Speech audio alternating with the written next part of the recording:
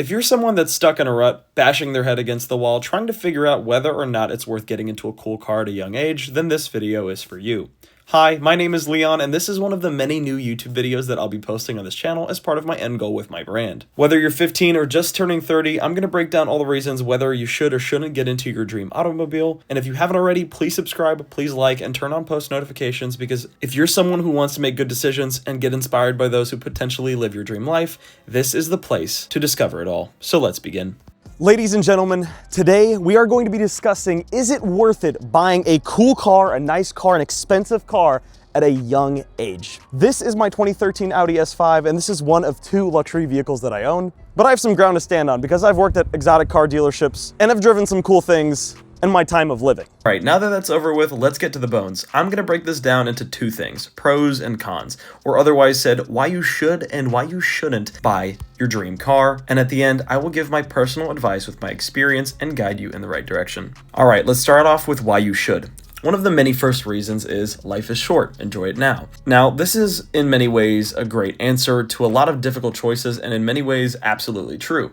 The connections, the laughter, the late nights that all came just because I had a certain car was truly mind-blowing. What's even more wild enough is if you have a cool enough car, you'll make connections and be in groups only people with those specific type of cars will allow.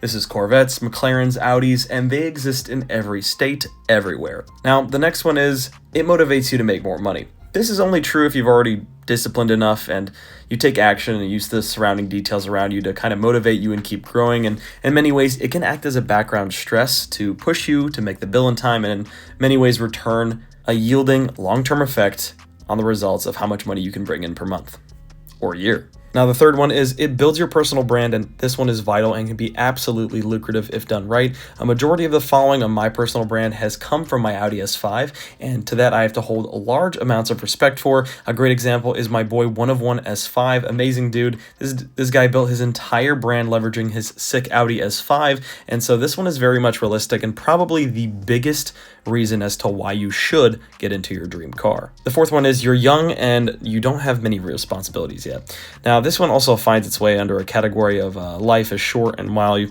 still young kind of thing. Utilize the youth and feel like you're on top of the world with this one. This one I can relate to a lot because when I'm either in my BMW or Audi, I genuinely feel cooler than a lot of other people on the road, and it's for a reason. Many, if not all people, want to succeed in life and want to have that dopamine rush when they do something others won't. And the car is just another reason showing you that you can make it, you can do it, and it seriously is a treat after a long, hard day of work. Last one is experiences over savings at this age. And now experiences versus saving is, for this one, it's a hard one, but it falls right under the last statement. And I do have to say, driving a crappy Toyota Camry with a plastic steering wheel versus a nice full leather interior with a banging sound system, and while all knowing your car has the face of an angry lion that just wants to kill the first thing it sees, is definitely an unmatched experience. And now driving everything from the Audi R8s and Porsche 911 GT3s set me up for this experience as well. It's a hard LARP, but it was definitely well worth it while I had access to drive those cars.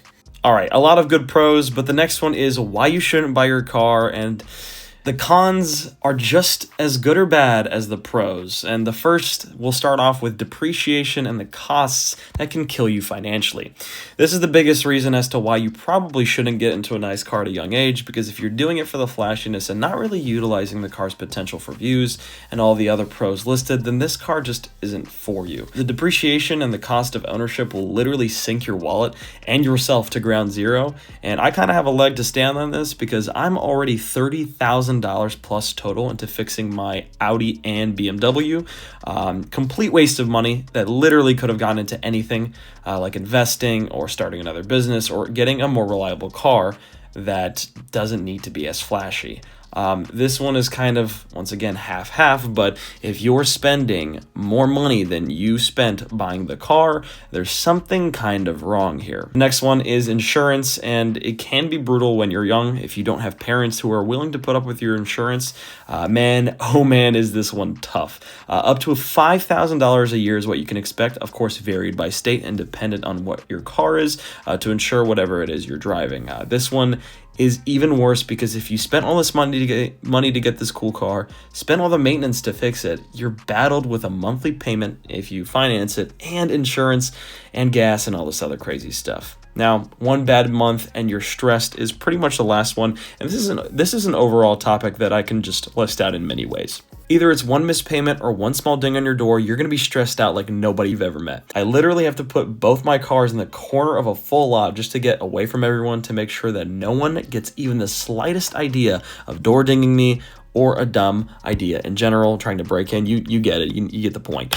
The maintenance on the interior, the seats, the dash, the steering wheel, the upkeep is unbelievable, and it drives me up a wall, specifically on the Audi. If you don't use conditioning on the leather seats, the steering wheel, everything that you need to keep the car in order, things are going to crack, things are going to look horrible. And for a car that's mostly leather on the interior, you really are going to want to pay attention to that. Not to mention other things like sticking to premium gas, which right now is $6, depending on state. Right now, in Ohio, it is $6 at Shell locations. And that's another one, is that you're going to have to stick to premium fuel locations if you're a really big car guy and you really care about your car. Not too sure about the truth of additives and all the other stuff, but leave in the comments below if I'm right here. Shell is the best gas station to go to. Another one is PPF. I had to spend $1,200. Shout out to CPR Car Care at Mason. Did a fantastic job, but that is another thing that you have to think about, because you don't want to buy a beautiful car and then have it get all rock chipped up. So PPF is another one. Constant details, constant car washes. I mean, this is $11 per day if you don't have a pressure washer at home. And then again, if you have your own home or if you're using somebody's water, that's a water bill. The list really doesn't stop, and I'm probably missing 100 other things here, but there are a lot of cons and a lot of pros. And the final piece to this video is my overall opinion, the one thing that'll wrap this video up. This decision really is determined by the weight of your situation. If you are someone who is in a very good spot, raised by a nice family, and who has the ability to buy your first car, help you modify it, pay for it, all those things, there are options for you. But if you are otherwise on your own, you are limited, but nothing is impossible. Now, there is a strong middle ground here, in my opinion. Do it no matter what it takes, because there is a true range here. Brands like Lexus, Honda, and even some BMWs can fit in the cheap, reliable, but cool car section.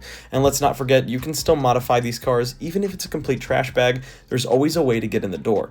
And when I mention these cars, I'm not exactly talking about the base models. I mean Honda Civic SIs, IS350F Sports, BMW B58s from the F30 generation, and all under $10,000. An amazing entry while also keeping the costs low. And now this is the majority of the car community as it sits, and it sits that way for a reason, because it really is tough out here, and not everyone can just splurge on a $300,000 GT3 RS or even $100,000 AMG GTSs. Now, if you have the extra budget, good on you. You have a good job on your shoulders, surrounding helping factors, parents that support you, a home to sleep in with them, and, limiting areas where your money is going. This is a sign you can pretty much jump in wherever you need to. Now, on my personal situation, I'm right in the middle here. I am both fortunate enough to have been able to obtain both of these cars at a young age, but I also have received a lot of help from family, and so I'm able to provide myself with this situation. I would say just look at your situation and check the boxes from this video, and you really don't want to end up regretting your life decisions over an impulse move, wanting to buy a car you know you can't afford, or better yet, afford to keep. You can monetize any car, you can get in the door with any car, and you can do all the things the GT3 RS can do on the internet the same way a bagged out Accord can do for you. The answer is yes, do it, but do it smart, because even getting into a reliable daily, you can still do something with it. Now, one thing I do want to mention is that this YouTube channel will be taking a slight shift in the direction that it's going. Most of the content that has been published on this YouTube channel has been about this Audi S5, but because of my vast experience and the entrepreneurial adventure that I'm going on in my own life, I want to share that with you guys and dive into that world a little deeper, because there's a lot more to talk about than just a 2013 Audi S5, if that makes sense. Right now, I'm involved in reviving an abandoned NASCAR track, which is the Mansfield Speedway. So if you haven't already subscribed to the Matt Tifft and Mansfield Speedway YouTube channel, please do. I've worked at an exotic car dealership. I've hosted car meets, large car meets. I've been involved with some very cool things and have been very fortunate to have done all these things before the age of 20. And there's a lot of people my age that want to get into those things and are looking for some direction. So anyways, if you've made it to the end of this video, I thank you so much, because there's a lot of hard work that goes into this content and a lot more cool things that you'll see on this YouTube channel moving forward. So if you haven't already, please subscribe to the Leon Feinstein YouTube channel and stick around to see what I have in store for you, for all the lifestyle content and all the things that I know that I want to share with anybody and everybody that wants to learn it.